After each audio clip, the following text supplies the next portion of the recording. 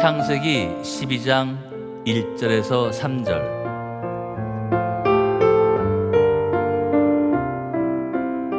여호와께서 아브라함에게 이르시되 너는 너의 본토 친척 아비집을 떠나 내가 내게 지시할 땅으로 가라.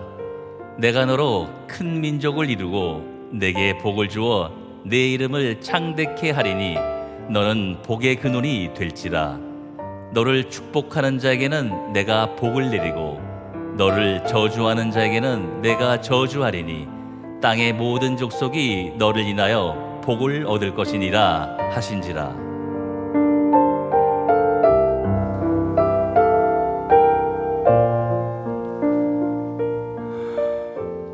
감격스럽습니다. 여러분들한테 머리 숙여 인사드리고 싶습니다. 그동안 너무나 감사했습니다. 또 여러분 모두를 또 사랑합니다. 목회자로서 사랑받으며 살면 참 감사합니다. 기쁘고요. 그런 것 같습니다. 사랑을 받으며 살아도 한평생이고 또 미움과 냉대를 받고 살아도 한평생인 것 같습니다. 근데 참 냉대받고 살면 괴롭습니다. 그러나 사랑받고 살면 정말 행복합니다. 특별히 목회자로서 성도님들한테 사랑받을 때 춤을 추듯이 그렇게 기쁩니다. 저는 13년간 형제교회에서 성도님들의 극진한 사랑을 받으면서 13년이 왜 이렇게 빠른지 그냥 잠 한숨 잔 것 같습니다. 그냥 수일처럼 여기며 그리고 또 모든 사역을 해도 행복하게 사역하고 떠나갈 수 있는 그런 행복한 목사입니다. 정말 여러분 모두에게 가슴 깊이 감사를 드리고 싶습니다. 이렇게 또 새로운 도전을 향해서 떠나가는데 저 혼자 가지 않게 하시고 사랑으로 동참해 주시고 기도해 주시고 또 이렇게 파송해 주는 형제가 정말 자랑스럽습니다. 하여튼 제 마음은 그렇습니다. 그냥 마음껏 울고도 싶고요. 또 그리고 여러분들한테 정말 가슴 깊이 사랑을 말하고 떠나고 싶습니다. 여러분 성경에는 아브라함을 믿음의 조상이라고 부르고 있습니다. 아브라함의 믿음의 조상이 되는 이유가 무엇일까요? 그 말씀에 대해서 로마서 4장 16절은 이렇게 말씀합니다. 그러므로 후사가 되는 이것이 은혜에 속하기 위하여 믿음으로 되나니 이는 그 약속을 그 모든 후손에게 굳게 하려 하심이라. 율법에 속한 자에게뿐만 아니라 아브라함의 믿음에 속한 자에게도니 아브라함은 하나님 앞에서 우리 모든 사람의 조상이라. 로마서 1장부터 16장은 대단히 중요한 신학적인 주제를 가지고 특별히 구원에 대한 말씀을 증언하고 선포하는 사도 바울의 말씀입니다. 그 구원에 대한 말씀을 선포하는 중에서 아주 중요한 모델을 제시하는데 그 모델을 아브라함으로 선정하고 우리에게 굿 이그젬플을 제시하고 있습니다. 그러면서 아브라함은 우리의 믿음의 조상이라고 그렇게 증언합니다. 로마서 4장 1절부터 마지막까지 아브라함에 대한 이야기를 하면서 그가 믿었으므로 하나님께서 그를 의로 여겨주시고 이 놀라운 사실을 설명하다가 마침내 율법이 있는 사람이나 율법이 없는 모든 사람에게 아브라함은 우리의 믿음의 조상이라고 그렇게 말씀하고 있습니다. 왜 그랬을까요? 왜 아브라함이 우리의 믿음의 조상이 되었을까요? 무엇 때문이라고 여러분은 생각하고 있습니까? 야고보서 2장을 보면 야고보 사도도 사도 바울과 전혀 배치되는 듯한 그런 말씀을 증언합니다. 그러다가 믿음을 제시할 때 아브라함을 선두에 놓고 있습니다. 그 이야기가 야고보서 2장 21절에 이렇게 되어 있습니다. 우리의 조상 아브라함이 그 아들 이삭을 제단에 드릴 때에 행함으로 의롭다 하심을 받은 것이 아니냐. 사도 바울도 아브라함을, 야고보도 이 아브라함을 초대교회 그리고 오늘 우리에게 그렇게 증언합니다. 아브라함의 믿음은 우리의 중요한 모델이라고, 그분의 믿음은 우리 모든 믿는 자들에게 모범이 될 뿐만 아니라 그분은 믿음의 조상이요 믿음의 아버지라고 그렇게 당당하게 선언하고 있습니다. 왜 그랬을까요? 그가 단순히 이주했기 때문에 그랬을까요? 그 당시에 이주자가 참 많이 있었습니다. 때로는 집단 이주자도 상당히 많이 있었습니다. 먹고 살기 위해서 찾아가고 떠났고 더 나은 세상을 위해서 찾아가고 떠나게 됐던 사람들이 참 많이 있었습니다. 흉년이 들어서 떠난 사람들도 많이 있었습니다. 아니면 적어도 25년 동안 하나님의 말씀을 기다렸기 때문에 아브라함이 믿음의 조상이 되었을까요? 여러분, 기다릴 줄 안다면 그보다 더 오래 기다린 노아가 있습니다. 얼마든지 노아가 그렇다면 믿음의 조상, 믿음의 아버지가 되어야 옳았을 것입니다. 적어도 100년 이상을 산꼭대기에서 배를 만들며 방주를 예비한 사람이 노아였습니다. 그러나 노아를 믿음의 조상이라고 부르지 않습니다. 아브라함을 믿음의 조상이라고 부르고 있습니다. 이렇다면 우리 마음속에 이런 생각 듭니다. 그것일 거야. 하나님이 이삭을 제물로 바치라고 할 때 이삭을 모리아산에서 바쳤던 아브라함의 절대 순종의 사건, 이 사건이 믿음의 조상이라고 되는 순간일 거야. 아니면 내가 나를 얼마나 사랑하는 줄 알았다고 하나님께 인정받는 그 순간이었을 것이야, 그렇게 생각합니다. 그러나 성경 안에 정확하게 자기 딸을 제물로 드린 입다라는 사사도 있습니다. 그러나 이 입다를 가리켜서 믿음의 조상이라고 부르지 않습니다. 사실 기독교뿐만 아니라 이방인의 많은 종교에서 자기 자식을 제물로 바친 사건 굉장히 많이 있습니다. 그렇다면 왜 성경은, 그리고 우리 기독교 역사는 아브라함으로부터 시작하고 그를 가리켜서 믿음의 조상이라고 그렇게 말합니까? 왜 그럴까요? 선교적인 측면에서도 창세기 12장 1절에서 3절은 대단히 중요하고 의미가 있는 성경 말씀입니다.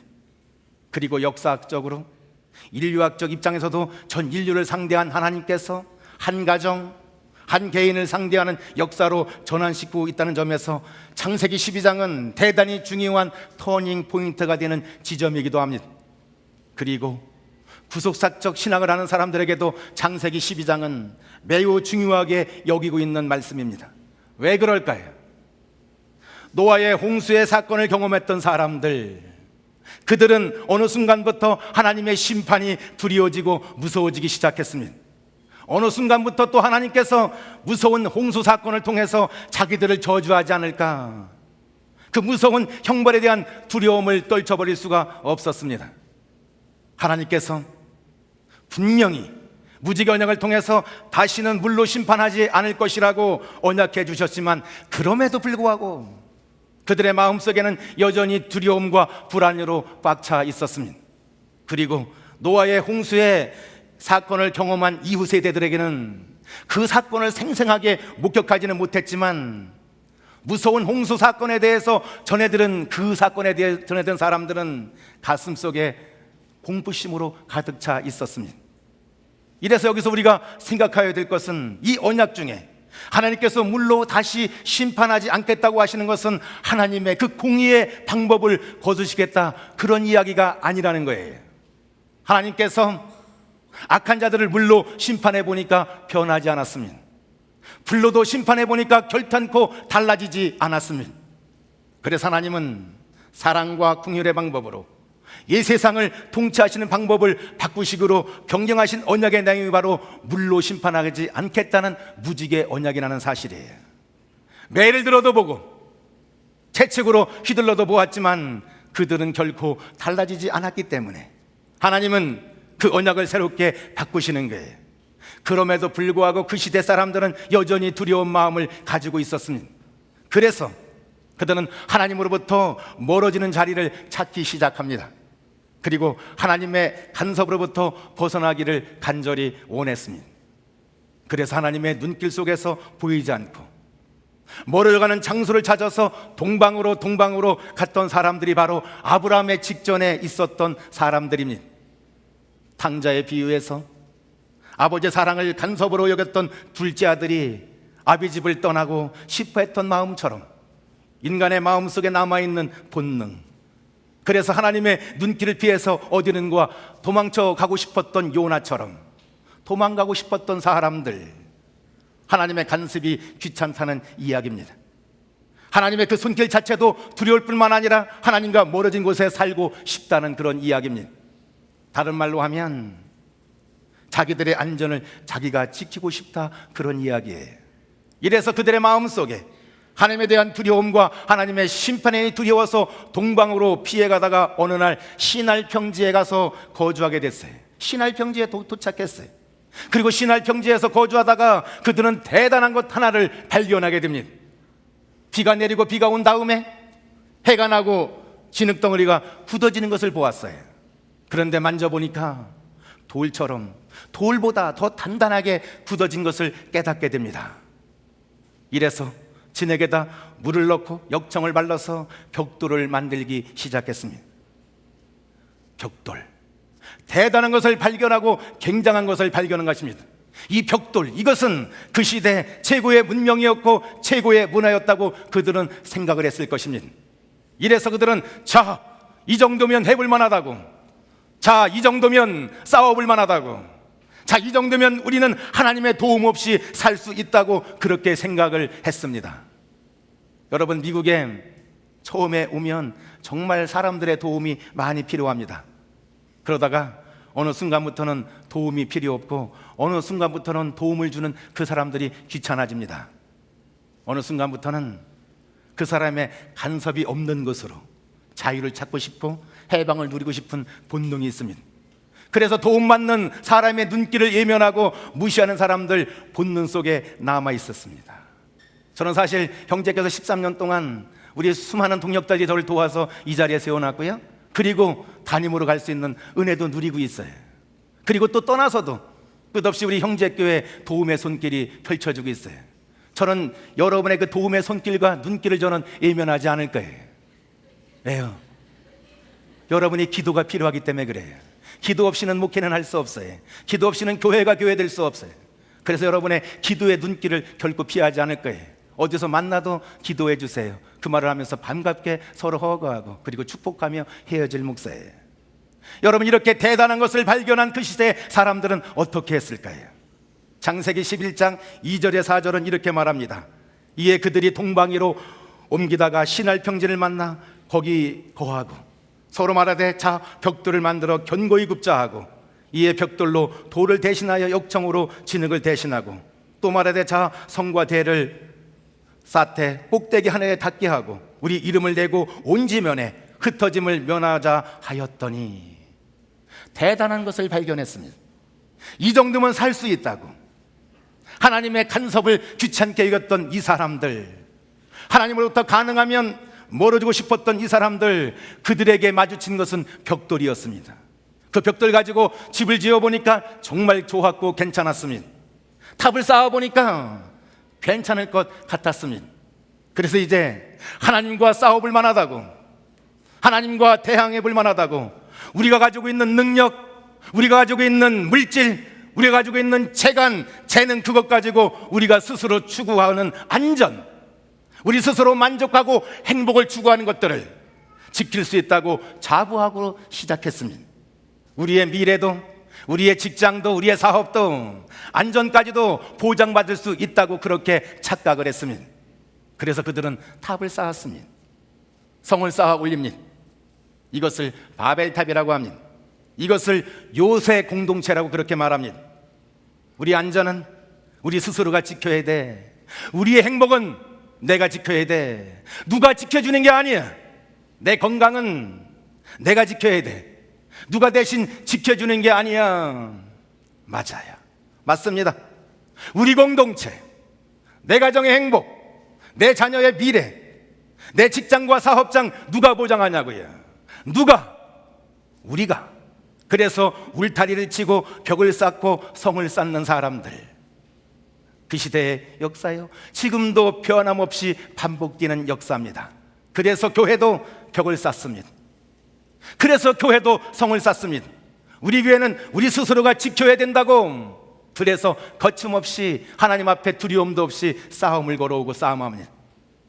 그런데 우리는요, 이상한 현실 속에 또 살아갑니다. 언어가 통일되고 있는 그런 세상 속에 살아갑니다. 컴퓨터, 인터넷 문화 때문에 그렇습니다. 문화와 문명이 거의 동일합니다. 통신의 발달과 영의 발달로 인해서 여러분 전 세계를 나가보십시오. 입는 옷이 다 똑같습니다. 비슷합니다. 먹을 것, 음식거리 전 세계 어디 가도 다 같이 먹을 수 있습니다. 거의 다 교통합니다. 그런데 놀랍죠? 그렇게 다 교통하는데 글로벌 패러독스라는 역설적인 일이 또 생겨나고 있습니다. 그래서 지역은 지역대로, 민족은 민족대로, 국가는 국가대로, 교회는 교회대로 더 폐쇄적으로 선을 긋기 시작합니다.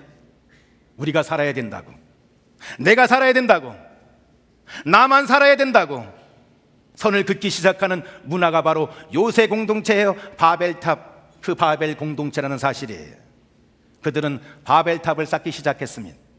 그래서 우리의 행복을, 우리의 기쁨을 우리 스스로 지킬 수 있다고 그렇게 자부했습니다. 우리의 건강도, 우리의 안전도, 우리의 미래도 우리 스스로가 지키자. 하나님께 결단코 맡길 수 없다, 그렇게 생각했습니다. 그래서 그들이 말합니다. 자, 이 탑을 쌓아서 하늘 꼭대기에 닿게 하자. 우리 이름을 내자. 흩어짐을 면하자. 우리 하나가 되자. 인간의 교만을 말합니다. 믿음의 반대말은 불신앙이 아니라 교만이라는 사실을 알고 계십니까? 신앙의 반대말은 의심이 아니라 교만이라는 것 알고 계십니까? 교만이에요. 꼭대기에 닿게 하자. 어떤 심판을 통해서도 우리가 하나님과 겨루어 이길 수 있다, 자신감을 얻었고 그 사람들 쌓기 시작했습니다. 견고하게, 튼튼하게 하늘 향해서 높여가기 시작했습니다. 하늘에 닿을 수 있을 거라고, 어떤 홍수가 나더라도 이길 수 있고 우리가 흩어짐을 면할 수 있다고. 그래서 우리의 이름을 온 세상에 내자고 합니다.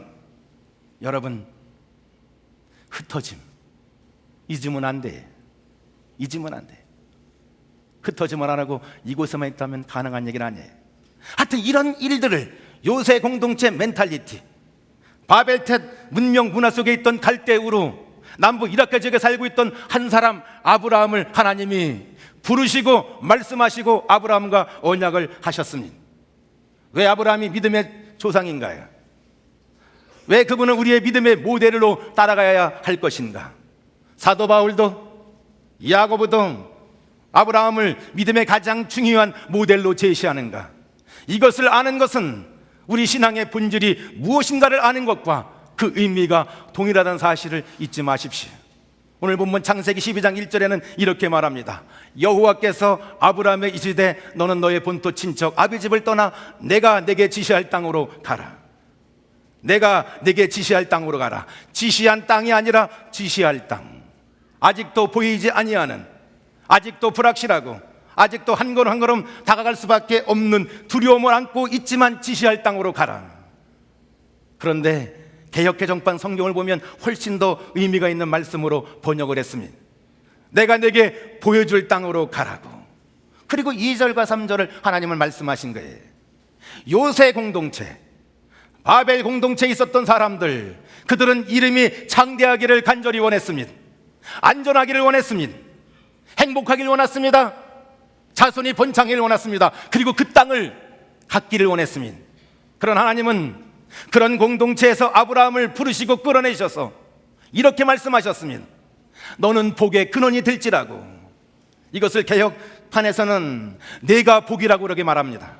내가 복덩이라고 말하고 있습니다. 여러분, 건강을 주면 복이라고요? 돈이 있으면 복을 받았다고요? 아니면 내 미래가 잘 되면 복을 받았다고요? 내 자녀가 성공하면 복을 얻었더라고요? 오래 사는 것이 복이라고요? 그런 하나님은 아브라함을 자체를 보고 내가 복이라고 그렇게 말씀하고 있습니다.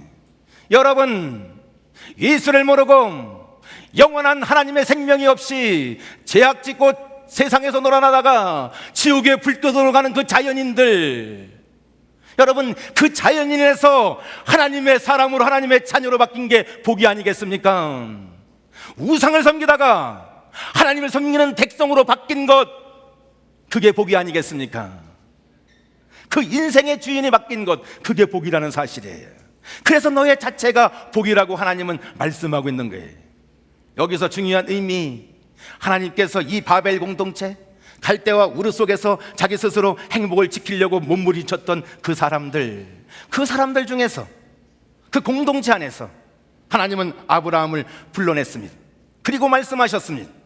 내가 너로 큰 민족을 이루고 땅을 줄 것이며 내가 복이 될 것이다. 많은 사람들이 너로 말미암아 복을 받게 될 것이고, 너를 저주하는 사람들 나도 저주할 것이고, 너를 축복하는 사람은 나는 축복할 것이라고. 이런 의미 때문에 선교적인 측면에서 대단히 중요하게 여깁니다. 그러나 이 말씀의 의미는 이렇습니다. 내가 너의 방패가 되어줄게. 너는 너의 안전을 너의 노력으로 스스로 지키려고 하지만 내가 너의 안전을 지켜줄게. 내가 너의 안전이야. 내가 너의 방패야. 내가 너의 산성이야. 요새야. 반석이야. 이런 음성을 들려줘도 예수를 믿고 예수를 믿지 않는 사람들도 오늘도 세상 가운데 궁전을 짓습니다. 궁궐을 쌓습니다. 아방궁을 짓습니다. 그래서 자기의 권위와 능력과 영광을 위하여 궁전에서 삽니다. 그러나 이런 궁전에서 안전을 지켜주던가요.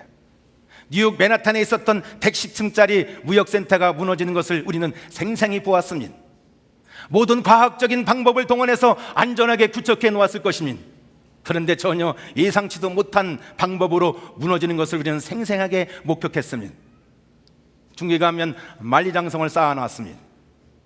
죽지 않았다고요? 그 나라가 망하지 않았다고요? 그러나 몇 년 갔습니까? 그 나라 200년도 못 가서 순식간에 무너져 버리고 말았습니다. 이래서 하나님은 말씀하십니다. 나오라고.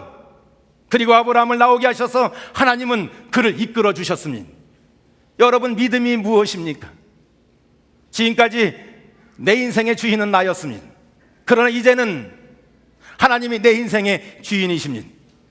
한 번도 들어보지도 못하고 경험하지도 못하고 아직도 검증되지 않았던 하나님의 말씀을 읽고 따라가는 아브라함. 그 아브라함, 하나님의 손가락 하나에 집중합니다.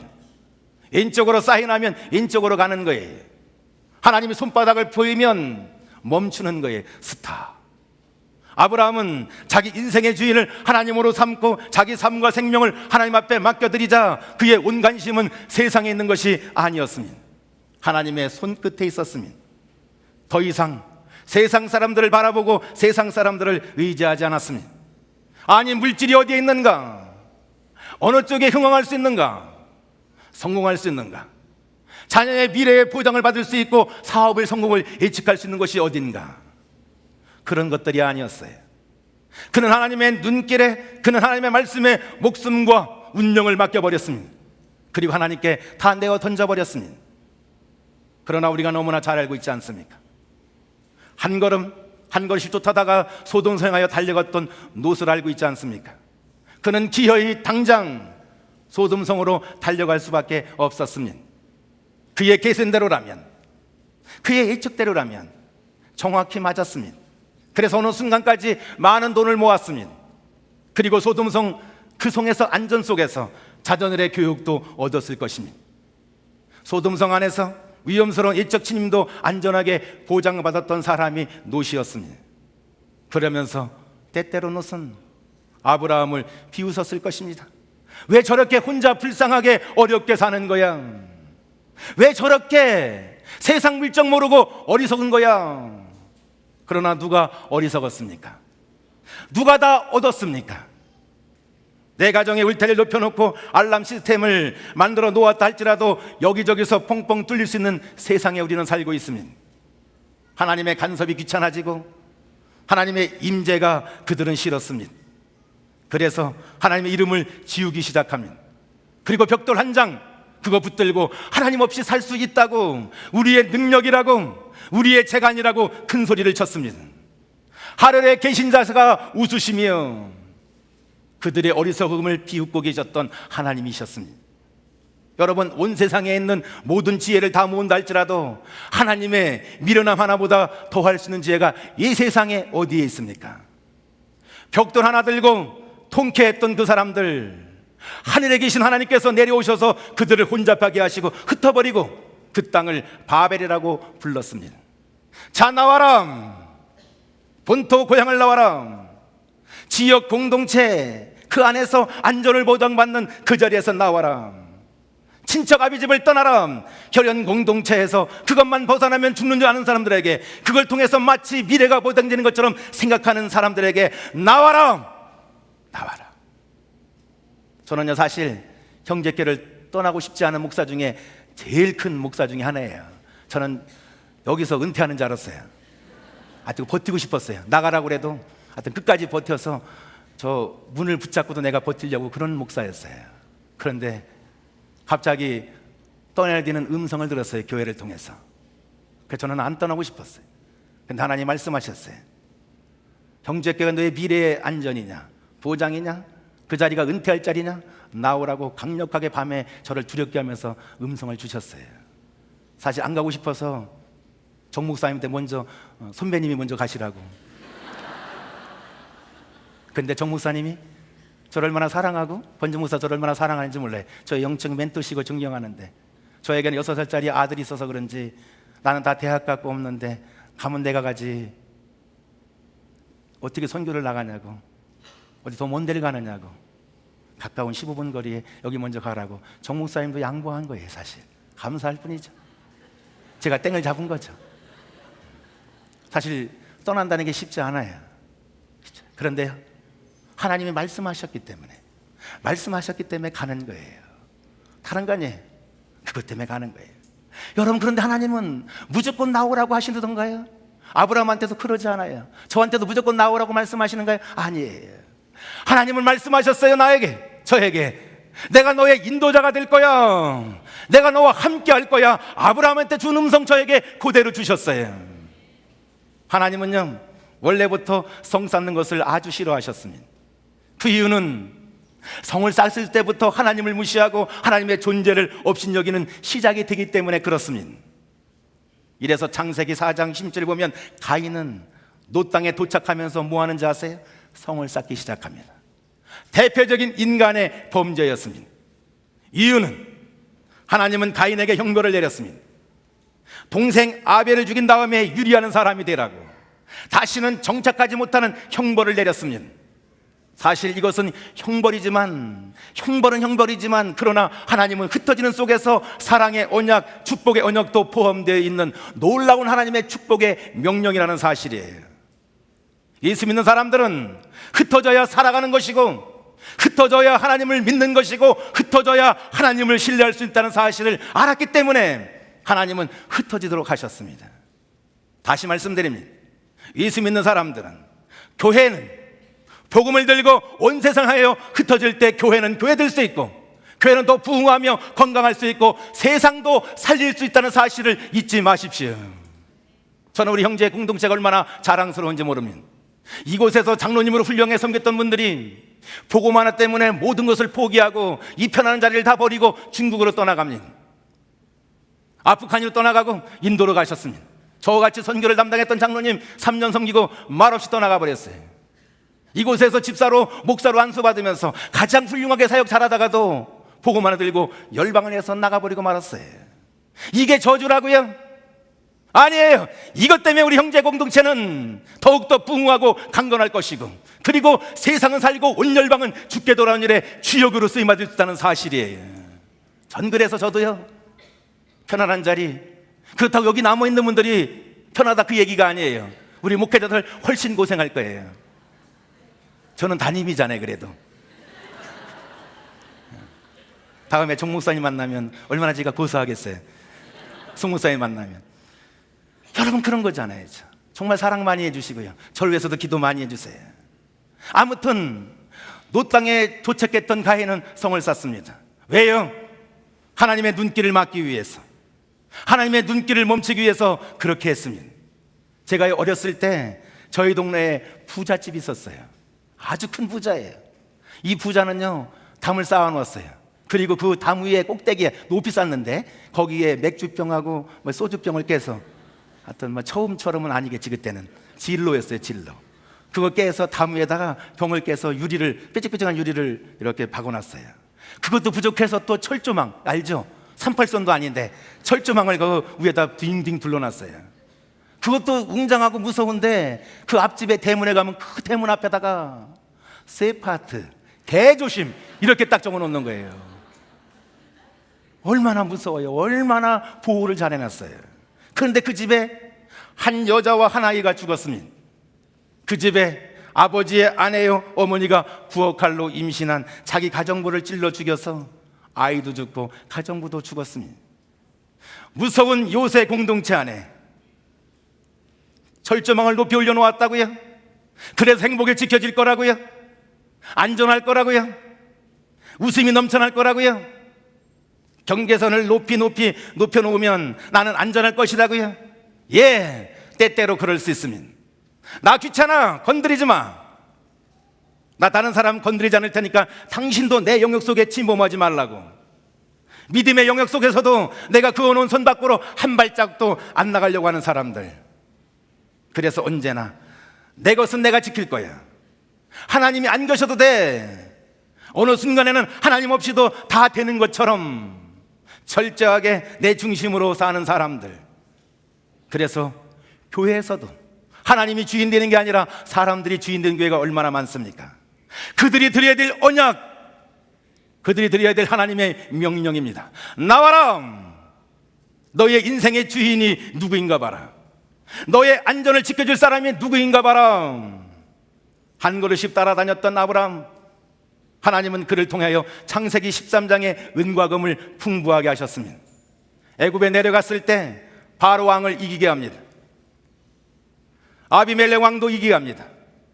별 볼 일 없이 전쟁터 나가도 전쟁을 승리하게 합니다. 그리고 많은 가축을 얻게 하고 마침내 창세기 19장과 20장을 넘어가면 아브라함은 그 소중한 아들을 얻게 됩니다. 바벨 공동체 안에서 그렇게 갖고 싶었던 그 자식, 그렇게 원했던 행복, 그렇게 원했던 안전을 하나님은 요새 공동체, 바벨 공동체 안에서 아브라함을 끌어내시고 그리고 나서 축복하셨습니다. 남들 보면 정말 어리석어 보입니다.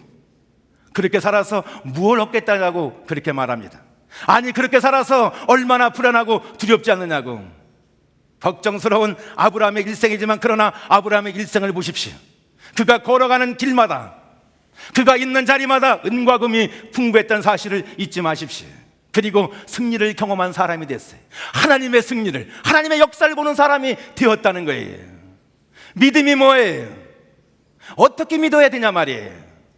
하나님은 말씀합니다. 봐라, 아브라함을, 너희들이 원하는 것 다 내가 줄 거야. 너희들이 추구하는 것 내가 주는 거야. 그러나 소돔성으로 달려갔던 롯, 그 결과는 아내가 소돔기둥이 됩니다. 자기 딸들은 가장 치욕스러운 장면을 스스로 체험하고 맙니다.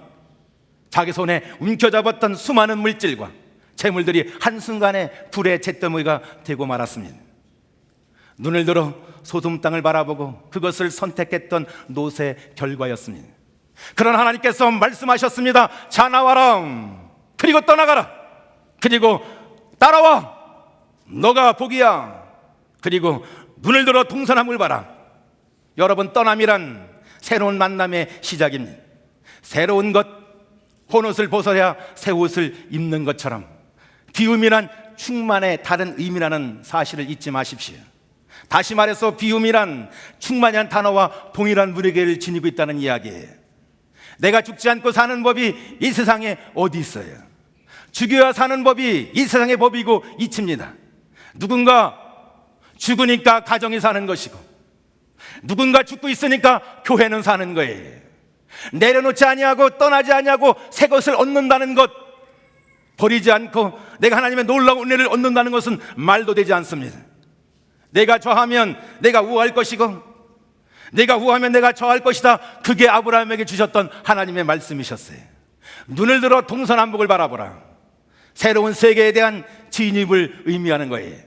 떠난다는 이야기는 아주 떠난다는 것이 아니라 새로운 세계, 새로운 니즈의 세계지만 하나님의 나라, 하나님의 세계에 대한 영광스러운 세계의 시작을 의미하고 있다는 사실이에요. 지금까지 내가 갖고 있었던 경험, 내가 알고 있었던 이 세상의 사고의 세계 속에서 하나님의 영광과 지혜, 하나님의 권능과 하나님의 엄청난 은혜의 세계로 들어가는 것을 말씀하고 있어요. 이래서 하나님은 거침없이 말씀하십니다. 눈을 들어 동서남북을 바라보라고. 그 속에서 바다가 갈라지는 것을 경험하고 반석에서 생수가 터지는 것을 경험했던 이스라엘 백성들, 하늘에서 만나가 내리는 그 은혜를 경험했던 이스라엘 백성들, 40년간 그 만나를 먹고 살았습니다.